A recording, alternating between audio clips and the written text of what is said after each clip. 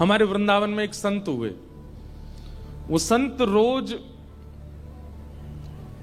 आज हनुमान जी का चरित्र तो हमें लगता है कि जय सिया राम ही होगा, तो हम सुना देते हैं, फिर भी जो हो रहा है। तो वृंदावन में एक संत थे, वो रोज सोहनी सेवा करते थे, झाड़ू लगाते थे पूरे वृंदावन में, यत्र तत्र जहां उनका मन करता था उसी कॉलोनी का आज पूरी सफाई करते। सुबह 4 बजे से उनका यही भजन था, यही संध्या थी, यही नाम जप था। सोहनी लेते और लेकर के बुहारते पूरे मार्ग को, और हमारी आपकी तरह नहीं जोर जोर से, नहीं, धीमे धीमे। उनके मन में यह भाव था कि वृंदावन श्री प्रिया प्रियतम का ही स्वरूप है, इनके प्रति मैं रोष नहीं करूंगा, धीमे धीमे। और जब बुहारते थे तो अपने नेत्रों से ध्यान पूर्वक ब्रज की रज को देखते थे, कहीं कोई चिन्ह दिख जाए, कहीं किशोरी जी के चरण रज दिख जाए, कहीं ठाकुर जी के चरण दिख जाए। करते करते जब वर्षों बीत गए तो किशोरी जी के मन में भाव आया, हम नित्य रास के लिए वृंदावन में जाते हैं और पूरे वृंदावन को सुव्यवस्थित ये महात्मा करके रखते हैं, और इनकी एक ही अभिलाषा है कि हमारे चरण चिन्ह इनको दिख जाएं। तो एक दिन किशोरी जी ने उनको अपने चरण चिन्ह का दर्शन कराया।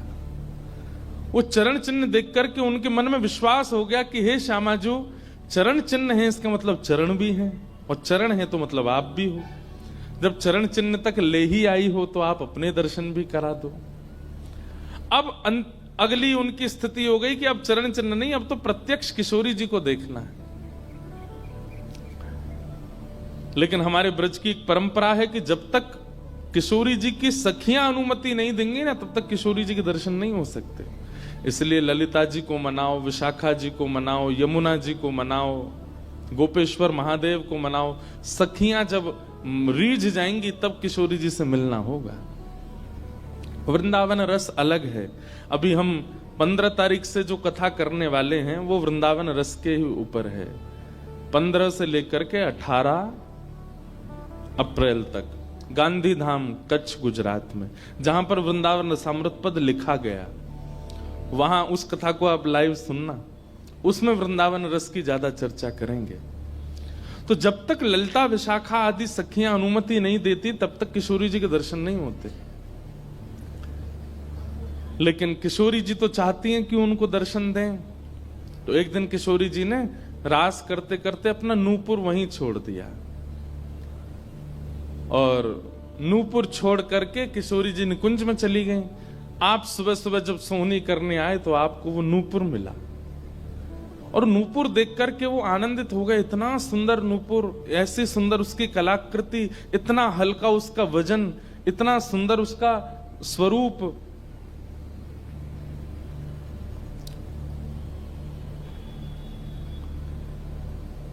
आपके मन में भाव आया कि कोई बड़े घर की लाली होगी, उसका रह गया होगा, मैं रख लेता हूं, कभी कोई मिलेगा मांगने आएगा कि भाई हमारा नूपुर दो तो मैं दे दूंगा। आपने वो नूपुर अपने पास रख लिया। नूपुर से दर्शन किशोरी जी ने कईयों को कराए। इसलिए वृंदावन में जब चला कीजिए ना, बहुत ध्यान पूर्वक देखते हुए पृथ्वी को चला कीजिए, क्या पता क्या मिल जाए।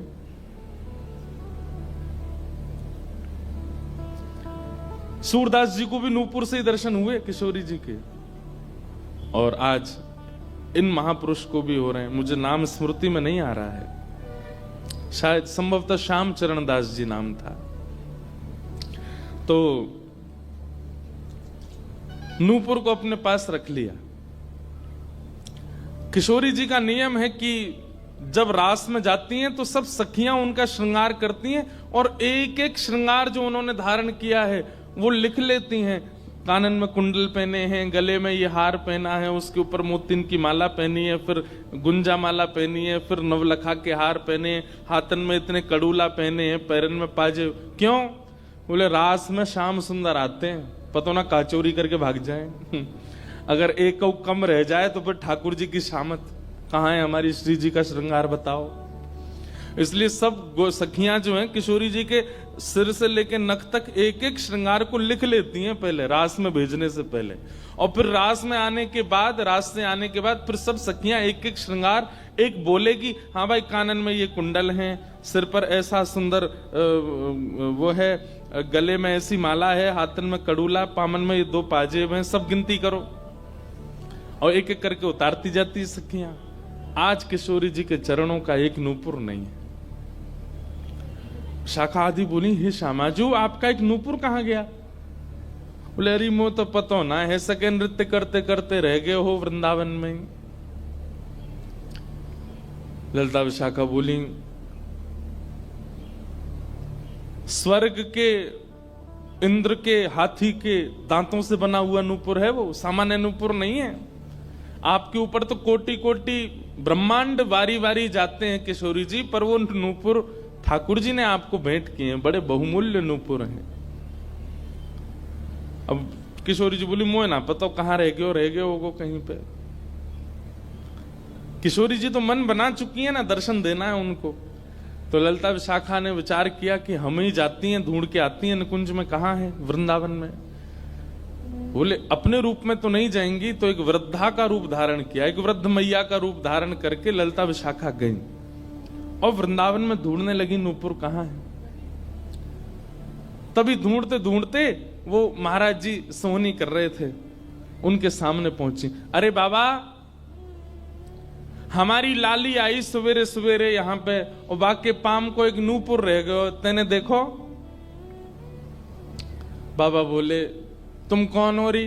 बोले हम पास के गांव की रहवारी, हमारी बहू है वो और या की लाली है वो, जाको नूपुर रह गयो है।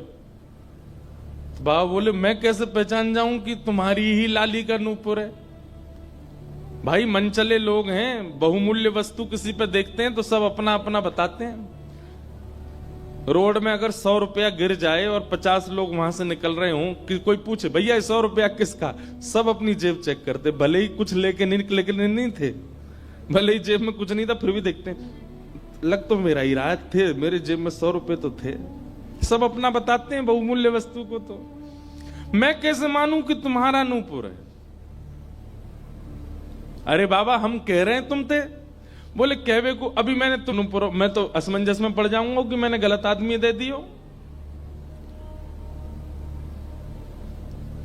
बाबा फिर कैसे मानेगो? बोले एक नूपुर मेरे पास है, एक नूपुर तुम्हारी बहू ने ही पहन रखो होगो, वाकू ले आओ और यहां लाकर के मुझे पहले नूपुर की पहचान करा तो मैं दूसरा दे दूंगा। ललिता विशाखा बोली, बड़ो चतुर बाबा है, श्री जी को बुला रहा है।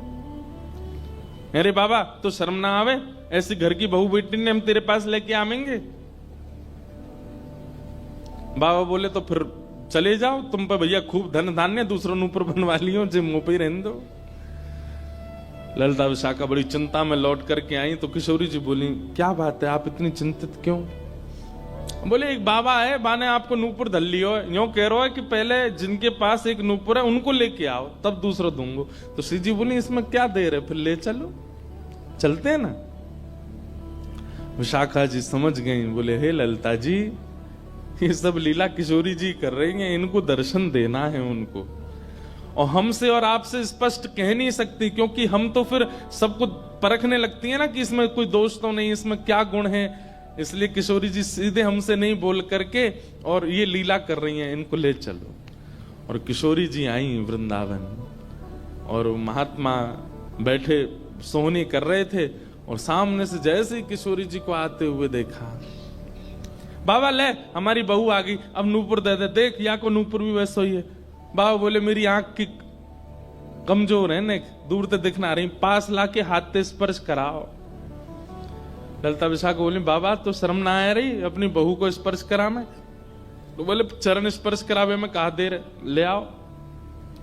किशोरी जी समीप गई, जैसी चरण स्पर्श किए अपने हाथों से नूपुर पहना करके लिपट गए चरणों से। हे किशोरी जी, हे श्यामाजू, अब कृपा करो, मैं जानू ना तो ये दोनों कोई बूढ़ी मैया हैं और ना आप इनकी बहू, आप साक्षात किशोरी और ये ललिता विशाखा है, अब मुंह पे कृपा करो। तो किशोरी जी ने उसी नूपुर से उन महात्मा के सिर पर एक चिन्ह बना दिया, अपने नूपुर का ही चिन्ह बना दिया और कहा, बाबा अब जीवन भर ये छाप आपके मस्तक पर ही रहेगी, मेरे नूपुर की छाप। उन महात्मा के मस्तिष्क पर जैसे हमारे तिलक दिखता है, ऐसे प्रत्यक्ष नूपुर की छाप प्रत्यक्ष सबको दिखने लगी। अब ये तो थी उनके ऊपर कृपा, लेकिन इससे क्या हुआ कि वे महात्मा लौट करके जब अपने आश्रम आए तो उनके गुरुजी ने जब उनके माथे पर देखा तो वो बोले, तुमने अपने गुरु के द्वारा दिया हुआ चिन्ह बदल दिया, हमने जो तुमको तिलक दिया तुम वो क्यों नहीं लगाते, ये क्या लगाए घूम रहे हो। तो हाथ जोड़ के निवेदन किया, गुरुजी ये कोई तिलक नहीं है, ये कोई चिन्ह नहीं है, ये तो मेरी किशोरी जी ने कृपा करके अपने नूपुर का चिन्ह मुझे दे दिया है। तो गुरुदेव बोले, हाँ तू बहुत बड़ा भक्त है ना, किशोरी जी आकर के तुझको चिन्ह देंगी। कोई माने नहीं, सब बोले जाओ इसको मिटा के आओ और जो मैंने तुमको चिन्ह दिया है वो लगाओ। अब पहले तो उनके हाथ कांपे कि मैं इसको कैसे मिटाऊं, लेकिन गुरु आज्ञा से ऊपर कोई नहीं। देखो ये गुरु निष्ठा होती है। किशोरी जी ने भले ही चिन्ह दिया, लेकिन गुरु आज्ञा है तो ठीक है। गए यमुना जल से सुबह से शाम हो गई मिटाते मिटाते, लेकिन वो चिन्ह मिटा नहीं उनसे। शाम को लौट करके आश्रम आए तो गुरुजी बोले, मैंने तुझे सुबह टोका था ना ये चिन्ह मिटा के आ, और तू अभी भी नहीं मिटा रहा। बोले गुरुजी मैंने प्रयास तो बहुत कर लिया लेकिन ये मिट नहीं रहा है। तब भी उनके गुरुजी माने नहीं। अब तो महाराज ये होने लगा कि गुरुजी को इतना क्रोध आ गया कि ये इतना हट कर रहा है कि हमारे द्वारा दिया गया तिलक चिन्ह उसको अस्वीकार करके और ये मनमुखा चिन्ह लगाए घूम रहा है माथे पर। गुरुजी ने सब अपने परिकर के लोगों को बैठा करके पंचायत करी आश्रम में। बोले इसको निकालो, जब हम में श्रद्धा नहीं, हमारे स्वरूप में श्रद्धा नहीं, हमारे तिलक में श्रद्धा नहीं, तो क्यों रहता है यहाँ पे। वो रोते रोते बोले गुरुजी मैं सत्य बोल रहा हूं, ये किशोरी जी ने चिन्ह दिया है और मैं खूब प्रयास कर रहा हूं। नहीं तो आप प्रयास कर लीजिए, ये मिट नहीं रहा है। अच्छा अब हमसे चाहता है कि हम तेरे माथे को छू करके मिटाएं। नहीं माने। तब उन्होंने नेत्र बंद करके किशोरी जी का स्मरण किया, हे श्यामाजू मैं किसी को प्रमाणित ये नहीं करवाना चाहता कि आप मुझे मिली हो, पर मेरे गुरु के चित्त में मेरे प्रति अविश्वास आ रहा है, इसके लिए कोई आप लीला करो। तो भगवान के सखा श्री सुबल जी की ये आराधना करते थे। ये जो महापुरुष थे ये ठाकुर जी के सखा सुबल का चिंतन करते थे कि कभी मैं ठाकुर जी से मिलने का मन हो तो सुबल, जैसे भगवान के सखा है ना, तन सुखा मन सुखा धन सुखा मधुमंगल श्री दामा सुबल, तो ये सुबल का चिंतन करते थे कि सुबल कभी कृपा करेंगे तो मुझे ठाकुर जी से मिला देंगे। ऐसे सखियों का चिंतन करते हैं किशोरी जी के दर्शन करने वाले, और सखाओं का चिंतन करते हैं ठाकुर जी का दर्शन करने वाले। तो इस सुबल का चिंतन करते थे। तो किशोरी जी ने सुबल को बुलाया। सुबल आए, श्यामाजू आज्ञा करो। बोले आपको हमारा एक काम करना है। एक महात्मा पर हमने कृपा करके उसको अपने नूपुर का चिन्ह दिया है और उनके गुरुदेव को विश्वास नहीं हो रहा कि ये चिन्ह हमने दिया है, इसलिए वो आपकी आराधना करते हैं, आपको बहुत बचते हैं। आप जाकर के हमारी तरफ से ये प्रमाण दे दो कि हमने चिन्ह दिया, क्योंकि उस सभा में कई लोग ऐसे हैं जिनको मेरे दर्शन का अधिकार नहीं है और मैं तो जाना चाहती हूं पर ये ललिता विशाखा मुझे जाने नहीं देंगी, इसलिए आप जाकर के वहां प्रमाणित कर दो कि ये चिन्ह मैंने दिया है। तब भगवान के सखा सुबल साक्षात उस आश्रम में प्रकट हो गए और प्रकट होकर के जैसे देखा दिव्य देह, दिव्य तनु, दिव्य तेज निकल रहा है, सबने प्रणाम किया। बोले कि ये आपका परिचय। बोले मैं भगवान का सखा सुबल हूं। देख करके सबने बोले आप कैसे आए। बोले हे गुरुदेव आप अपने शिष्य पर इतने रोष कर रहे हो, ये चिन्ह ये किशोरी जी ने ही इनके माथे पर पधराया है, आप इनके ऊपर नाराज मत हो। अब सुबल प्रमाणित करके चले गए। अब क्या हुआ, गुरु जी को आत्मग्लानि होने लगी। बोले मैं गुरु हूं और मेरे चेला को ठाकुर जी मिल गए, श्री जी मिल गई और मुझे विश्वास नहीं हुआ। तब गुरु जी ने अपने गुरुजनों को, अपने श्रेष्ठ जनों से जाकर के कहा कि मुझसे अपराध बना है। ठीक है, गुरु शिष्य के ऊपर क्रोध कर सकता है, उसका कोई दंड नहीं होता, पर किशोरी जी के द्वारा कृपा की गई, मैंने उस पर प्रश्न चिन्ह उठा दिया, इसका तो मुझे दंड मिलना चाहिए। तब सब रसिक जनों ने विचार किया। बोले इसका क्या दंड दें। तो बोले आप एक काम कीजिए, दंडोत्सव कीजिए। दंडोत्सव। बोले दंडोत्सव में क्या करना है। बोले आज तक जितनी तुम्हारे पास जमा पूंजी है सब संतों की भक्तों की सेवा में लगा करके और आनंद से सुंदर भंडारा करो, सुंदर नाम संकीर्तन करो, सुंदर अपने घर पर एक उत्सव रखो और उसमें जितने महापुरुष आए सबको दंडवत प्रणाम करते करते सबसे क्षमा मांगो। और फिर जब सब तुम्हारा धन संपत्ति अब तक जितनी कमाई वो सब संतों की सेवा में लग जाए, फिर उन संतों से कृपा प्रसादी मांगो कि आप सब मुझे क्षमा कर दो। इस प्रकार से दंडोत्सव करो। तो जिन्होंने ये भाव कहा है उनको ये दंडोत्सव करना है। दंडोत्सव मतलब अब पूरे जीवन की जमा पूंजी तो खर्च नहीं कर पाओगे, पर हां पिछले 3-4 साल में जो जमा कर रखा है प्रयास करो उससे। पंढरपुर में वारी जाती हैं, हमें भैया बता रहे थे अपने जो जिनके साथ हम घूम रहे थे कल, कि यहाँ वारी जाती है, यहीं से जाती है श्री पंडरीनाथ भगवान की वारी में इतने सारे वैष्णव जाते हैं, उनकी सेवा में लगा दो। वृंदावन जाके कुछ लगाया, पंढरपुर में लगा दो, गोवर्धन में लगा दो, और सुंदर अपने घर पर एक ठाकुर जी का उत्सव करके किसी श्रेष्ठ को वृंदावन से बुला करके उनका सुंदर संकीर्तन करवाओ, कथा करवाओ, 2-3 दिन का ही कोई उत्सव रखो। इस प्रकार से अपनी वो जमा पूंजी संत वैष्णवों की सेवा में खर्च करके भंडारा करा के जितनों से मिलो सबसे क्षमा मांगो। वारी निकलती है आषाढ़ी एकादशी पर, इतने सारे वैष्णव जाते हैं पंढरपुर दर्शन करने, मार्ग पे खड़े होकर सबको शरबत पिलाओ और जो जो शरबत पिए उससे क्षमा मांगो, मुझे क्षमा कर दो, मुझसे अपराध बना है, मैंने कंठी पहनने के बाद भी मांस का सेवन किया, मैंने मद्य का सेवन किया, मैंने ऐसा किया, ये क्षमा मांगो। असंख्य भक्त एक साथ जब आपको क्षमा करेंगे तब आपका ये अपराध पूर्ण होगा। इसी को कहते हैं दंडोत्सव। तो फिर कथा पूरी करें। वो महाराज जी को सब लोगों ने कहा तुम दंडोत्सव करो, तो उन्होंने कहा ठीक है, मैं अगले 7 दिन के लिए दंडोत्सव करूंगा। ब्रज में जितने भी संत आवेंगे ब्रज की सीमा पर खड़े होकर के सबको माला पहना करके सबको सत्कार के साथ लाया जाए। आश्रम में उनकी रहने की सुंदर व्यवस्था, प्रसाद की व्यवस्था, और नाम संकीर्तन अखंड चले 24 घंटा 7 दिन तक, और खूब भंडारा चले, और जितने महापुरुष आए सबसे क्षमा मांगनी। तो जब ये दंडोत्सव का बात हुई तो गुरु जी ने दंडोत्सव लिया, और चेला बेचारे जिनको किशोरी जी ने चिन्ह दिया था वो मन में सोचने लगे ये क्या हो रहा है, मेरे कारण मेरे गुरुजी को दंडोत्सव करना पड़ रहा है। तो उन्होंने अपने गुरुदेव के सामने प्रणाम करते हुए अपनी झोली फैला के कहा गुरुजी मुझे एक भिक्षा दे दो। तो क्या चाहिए? बोले जो दंडोत्सव आप करना चाह रहे हैं वो मुझे करने दीजिए, आप विराजिए, आपकी जगह मैं करूंगा, मैं शिष्य हूं आपका। तो बोले नहीं नहीं, अपराध हमने किया तो तुम क्यों करोगे? बोले गुरुजी बस यही कृपा चाहिए। तब बड़े संतों ने मिलकर के सबने कहा कि भाई देखो शिष्य कर सकता है, अगर इनकी इच्छा है तो ये करने दो। तो फिर गुरुजी का दंडोत्सव उन्होंने ही किया जिनको चिन्ह किशोरी जी ने प्रदान किया था, दंडोत्सव मनाया। इस प्रकार भैया जिनसे ये अपराध बन जाता है ना, कभी कंठी माला पहनने के बाद अपराध बन जाता है, किसी वैष्णव के प्रति कुभाव बन जाता है, किसी तीर्थ में जाकर के कोई पाप बन जाता है, उनको ये सब दंडोत्सव करने चाहिए। अपनी कोई पैसा खर्च कराने के लिए नहीं कह रहे हम, लेकिन हाँ जितना हो सके वैष्णवों की सेवा करके, अब चाहे वो धन लगा के करनी पड़े, चाहे तन से करनी पड़े, चाहे मन से करनी पड़े। पर लोग बड़े कंजूस हैं आजकल। बोले कि महाराज जी आपने मन से सेवा भी तो कही है, कोल्हापुर में बैठे बैठे आंख बंद करके यही संतों की सेवा कर देंगे, इनके पाम पूछ दिए, 5000 रुपये हमने दक्षिणा में दे दिए, ले खर्च भी नहीं हुए, मन से सेवा भी हो गई। तो इसलिए दंडोत्सव करो।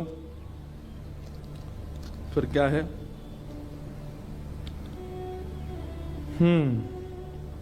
और अगर किसी दिन ठाकुर जी रीच जाएं और दर्शन मिल जाए तो उसके बाद जीवन में क्या। किसी का भाव है कि आप कहते हैं महाराज जी कि ठाकुर जी से कुछ मत मांगो, पर अगर ठाकुर जी से कुछ मांगना है तो ठाकुर जी को मांगो। ठाकुर जी अगर मिल गए तो फिर उसके बाद क्या? ये तो भाई जब मिल जाएंगे तब मैं पूछूंगा आपसे, उसके बाद क्या? सही बात तो ऐसी है कि ठाकुर जी मिल जाएंगे ना ठाकुर जी सदा के लिए तो नहीं रहेंगे, थोड़ी देर दर्शन देके चले जाएंगे और फिर आपके चित्त में अखंड प्रेम प्रज्वलित करके जाएंगे। अनंत प्रेम के रस में आप डूबने लगोगे। जिसको देखोगे उसी के प्रति प्रेम उत्पन्न होने लगेगा, उसी के प्रति श्रद्धा भाव, उसी में ही वैष्णव दर्शन होने लगेगा। छके रहोगे सदा कृष्ण प्रेम में, जैसे मीराबाई। जिन भेषा मेरो सावरो रीझे, जिन भेषा मेरो सावरो रीझे, जिन भेषा मेरो गिरधर रीझे, जिन भेषा मेरो गिरधर रीझे, जिन भेषा प्यारो विठ्ठल रीझे,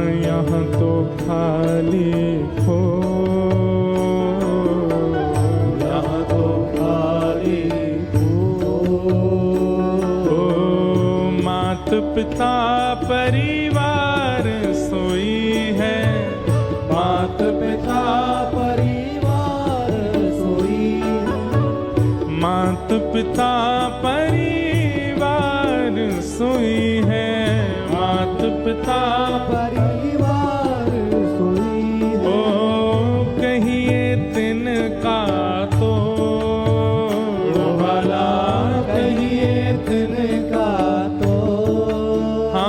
भला, कहिए तिनका तो भला, कहिए तिनका तो। अरे हाँ मैं बैरागन हूँगी, मैं बैराग हूँगी, मैं बैरागन हूँगी, मैं बैराग। गाँव भाव से ओ बाला,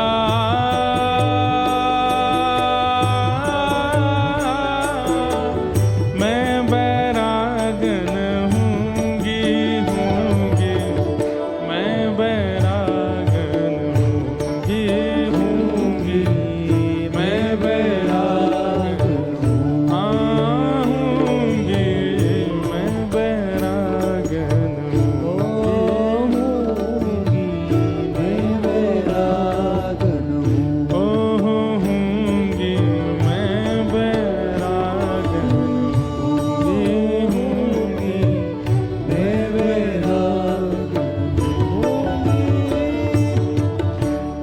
ऐसे प्रेम में छक जाएंगे। जैसे किसी प्यासे को पानी पिला दिया जाता है तो क्या उसको दोबारा प्यास नहीं लगती? लगती है। ठीक वैसे ही ठाकुर जी एक बार शीतलता दे देते हैं दर्शन देके, और उसके बाद जब जाते हैं तो फिर से वही स्थिति और दुगनी हो जाती है, मिलन की उत्कंठा और ज्यादा व्याकुल कर देती है। कथा यहां 4 दिन पहले शुरू हुई थी, उससे पहले 1-1.5 साल से कितने लोग प्रतीक्षा कर रहे थे, कब होगी कथा, कब होगी कथा, कब भक्त चरित्र सुनेंगे, कब गिरधर लाल जी आएंगे। अब आज जा रहे हैं तो इसका मतलब क्या है, आज आप परिपूर्ण हो गए? नहीं। अगर आपको पता चले 2 महीना बाद फिर कथा होने वाली है तो आप तो झूम उठोगे, नाच उठोगे। तो ठाकुर जी का मिलन परिपूर्णता नहीं कर देता। इसका मतलब यह नहीं है कि आपका अब इच्छा नहीं होगी, बल्कि पहले से और तीव्र इच्छा प्रकट हो जाएगी। ठाकुर जी मिल जाएंगे तो और रोना आएगा, क्यों कि अब जाना नहीं आप, लेकिन ठाकुर जी तो जाएंगे। और जब ठाकुर जी जाएंगे तो फिर वही विरह वेदना जो सूक्ष्म थी अब वो प्रगाढ़ हो जाएगी। अब और मिलन की इच्छा होगी, और दर्शन की इच्छा होगी। श्याम घन कब बरसे गो आ, श्याम घन कब बरसे गो आ, कब यह हृदय संताप मिटेगो, कब यह हृदय संताप मिटेगो, श्याम घन कब बरसेगो आ, श्याम घन कब बरसेगो आ। हमारे नामदेव जी, तुकाराम जी तो नित्य दर्शन करते थे श्री पंडरीनाथ भगवान का। क्या उनको नित्य दर्शन से इच्छा खत्म हो गई उनकी? नहीं, और प्रगाढ़ हो गई। बंधु यही तो देखो, ठाकुर जी में और संसार में अंतर क्या है। संसार की वस्तु जितनी मिलेगी उतनी उसके प्रति आपकी इच्छा कम होती चली जाएगी, और ठाकुर जी जितने मिलेंगे उतनी ज्यादा और प्रगाढ़ होती चली जाएगी, उतने ज्यादा और व्याकुल होते चले जाओगे। पानी की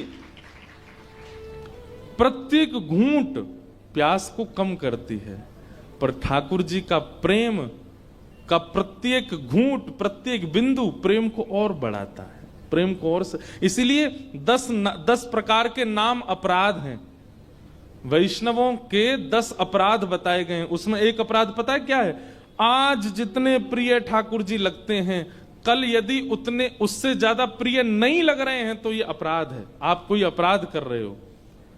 विट्ठल कल कितने अच्छे लगते थे, आज भी उतने ही लग रहे हैं तो ये भी अपराध है। अरे कल से ज्यादा अच्छे लगने चाहिए आज, और आज जितने अच्छे लगे कल उससे भी ज्यादा लगने चाहिए। और अगर प्रतिदिन ठाकुर जी उतने ज्यादा अच्छे नहीं लग रहे हैं, एक से ही लग रहे हैं, तो आप कहीं तो अपराध कर रहे हो, आपसे कोई तो अपराध हो रहा है।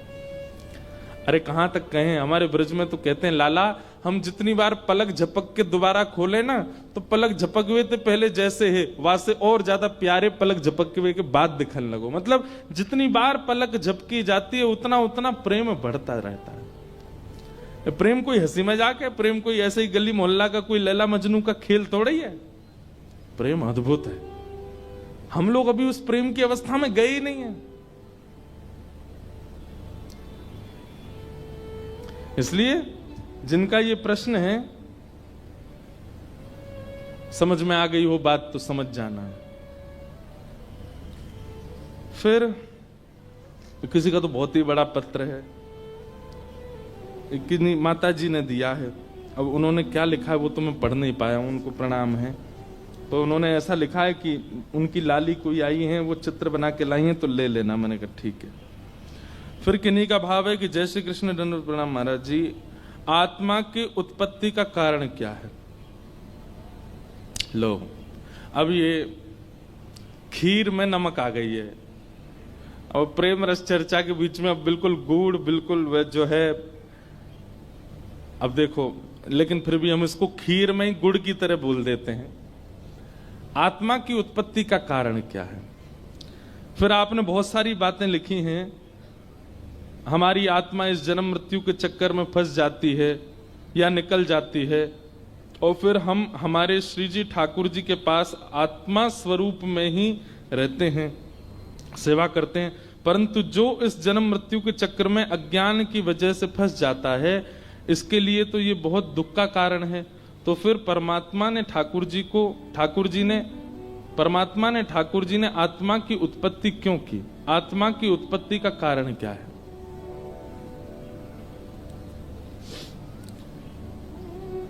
ऐसे समझो, अपने किसी प्रिय को, प्रिय यदि पास रहता है ना तो उसके अंदर प्रेम का वर्धन नहीं हो पाता। जो बहुत सामीप्य में रहता है उसके अंदर प्रेम का वर्धन नहीं हो पाता, उसके अंदर प्रेम और ज्यादा प्रगाढ़ नहीं हो पाता। आपको रसगुल्ला बहुत अच्छा लगता है, क्यों? क्योंकि आप कभी कभी खाते हो, पर जो हलवाई रसगुल्ला बनाता है ना उसकी इच्छा नहीं होती। क्यों? वो 24 घंटा रसगुल्ला के पास ही रहता है, गुलाब जामुन के पास ही रहता है। आप कभी हलवाई को भोजन करते हुए देखो, आप खाओगे तो एक एक सब्जी का स्वाद लोगे, पर हलवाई जब भोजन करता है ना तो वो ऐसे ही खा लेता है, एक ही सब्जी में दाल भी डाल देगा, वो भी डाल देगा, ऐसे ही थोड़ा पा लेगा। क्यों? वो इतना सामीप्य में चला जाता है कि उसको ज्यादा रस आस्वादन की इच्छा नहीं होती। मछली पानी में रहती है, उसको पानी नित्य प्राप्त होता है। हमारी आपकी तरह प्यास लगने पर वेदना जैसी होती है, वो वेदना का उसको अनुभव नहीं हो पाता। इसीलिए ठाकुर जी क्या करते हैं, कुछ दिन के लिए हम आप सब लोगों को इस संसार के भौतिकवाद में भेज देते हैं, ताकि संसार के क्रियाकलापों में रहकर के, संसार की माया में रहकर के कभी हमारा विरह, हमारा प्रेम प्रकट हो और व्याकुलता, प्रतिकूलता में जो व्याकुलता हो, उस व्याकुलता से प्रेम और निखर जाए और एक दिन ठाकुर जी की प्राप्ति के लिए हम लोग व्याकुल होने लग जाएं। इसलिए ठाकुर जी ने हमको खुद से भिन्न करके पृथ्वी पर भेजा। और टास्क क्या है? वो टास्क यही है कि संसार में रहते हुए अपने आप को मुक्त करो यहां से, जबकि ये संसार हमेशा खींचने वाला है, यहां पर मुक्ति का कोई साधन नहीं है। लेकिन बंधुओं, श्री हनुमान जी महाराज आज जिनका जन्मोत्सव है, उन्होंने मुक्ति को स्वीकार नहीं किया। यत्र यत्र रघुनाथ कीर्तनम तत्र तत्र कृतमस्तकांजलिम बाष्पवारी परिपूर्ण लोचनम मारुतिम नमत राक्षसांतकम। हनुमान जी इस पृथ्वी पर आए और ठाकुर श्री राम जी के प्रति उन्होंने खूब प्रेम प्रकट किया, लेकिन जब मुक्ति की बात आई तो हनुमान जी बोले, मुक्ति प्राप्त करके वैकुंठ मिलेगा, क्या वैकुंठ में आपकी कथा मिलेगी? ठाकुर जी बोले, नहीं, कथा तो नहीं होती वहां पे। तो बोले, फिर मुझे मुक्ति नहीं चाहिए, मुझे तो यहीं रहने दीजिए, पृथ्वी पर ही। इसीलिए चारों युग पर ताप तुम्हारा, चारों युगों में श्री हनुमान जी रहते हैं पृथ्वी पर, ताकि ठाकुर जी के दर्शन कर सकें। तो आपने जो ये प्रश्न किया कि भगवान ने आत्मा को उत्पन्न क्यों किया, ताकि आत्मा एक दिन पुनः परमात्मा में विलीन हो। अब एक बात सुनो, नदी का, लाओ विराजमान कर दो, ले नाम लेते ही आ गए, अनंत बलवंत श्री हनुमान जी महाराज की, वहां विराजित कर दो। ऐसे विराजू कहीं जेऊ नहीं कूद पड़े ऊपर ते रण में कूद पड़े हनुमंता। वैसे हमारी पूरी कथा हनुमान जी सुनते हैं, दिखाएं? ये हमारे हनुमान जी महाराज हैं, पूरी कथा सुनते हैं। प्रभु चरित्र सुनवे को रसिया, राम लखन सीता मन बसिया। और हमारे हनुमान जी की एक विशेष बात बताएं, ये वीर हनुमान नहीं है, ये गदा वाले हनुमान जी नहीं है, ये कीर्तन वाले हनुमान जी, कीर्तनिया हनुमान जी। दोनों हाथ में करताल है और दोनों भुजा उठा। आप लोग कभी ताली नहीं भी बजाते तो हम इनको देखते हैं, ये तो बजा रहे हैं। हम कोई भी कीर्तन गाते हैं, हमारे हनुमान जी की दोनों भुजा ऊपर रहती है। पूरी कथा, पहली कथा से हमारी पूरी कथा सुन रहे हैं, और ये एक महापुरुष के द्वारा प्रदत्त हनुमान जी हैं, हम इन्हीं को ही कथा सुनाते हैं। ऐसे हनुमान जी महाराज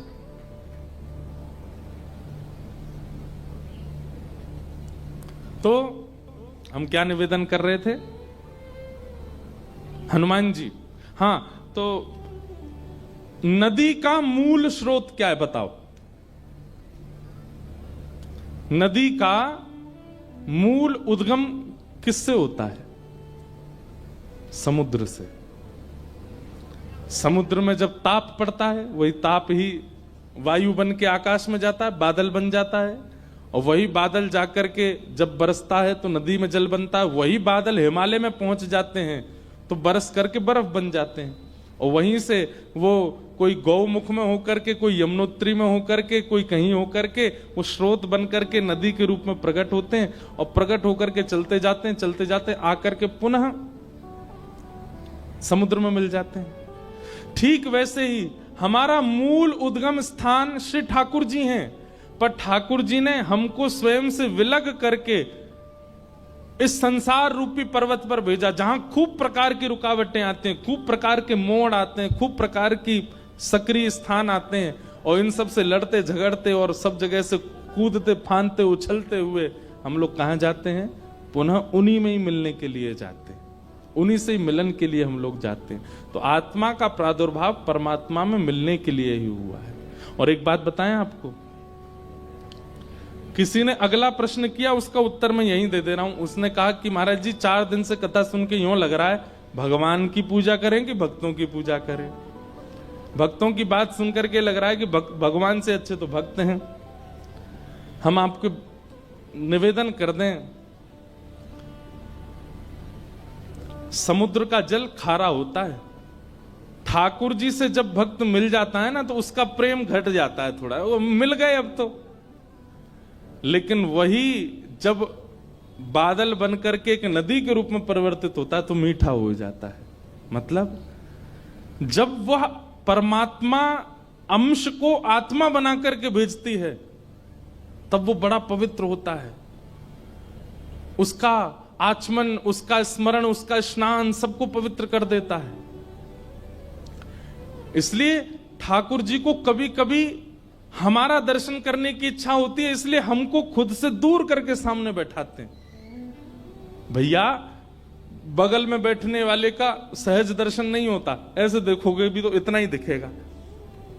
कई बार बगल में बैठने वाले को देखना होता है तो उससे कहते हैं सामने बैठो हमारे, तब तुमको देखें। तो ठाकुर जी को हमारा दर्शन करना होता है, हमको देखना होता है, हमको देख करके प्रसन्न होना होता है, इसलिए हमको आत्मा बना करके ठाकुर जी पृथ्वी पर भेज देते हैं। संग रहते हैं तो ठाकुर जी की इतनी दृष्टि नहीं पड़ पाती, पर जब हम पृथ्वी पर आते हैं, अपने कर्मों में उलझते हैं, फिर यहां भक्ति भाव से कैसे कैसे निकलने का प्रयास करते हैं, ठाकुर जी हमको देखते रहते हैं। इसलिए ठाकुर जी आत्मा का निर्माण करते हैं। तो अनेक भाव थे। फिर उनका एक प्रश्न था कि महाराज जी भगवान को भजें कि भक्तों को? हमने एक बात पहले दिन ही स्पष्ट कर दी थी, हरि रीझेंगे तो वैकुंठ मिलेगा, पर हरिजन रीझ जाएंगे तो हरि ही दे देंगे आपको, हरि मिल जाएंगे। ठाकुर जी को भजना कोई बड़ी बात नहीं है। ठाकुर जी की पूजा करना, आराधना करना, सेवा करना कोई बड़ी बात नहीं है, सब करते हैं दुनिया में। रावण भी करता था शंकर जी की। हरिजनों की सेवा करना ये बड़ी बात है। हरिजनों का सत्कार करना, हरिजनों को प्रणाम करना ये बड़ी बात है।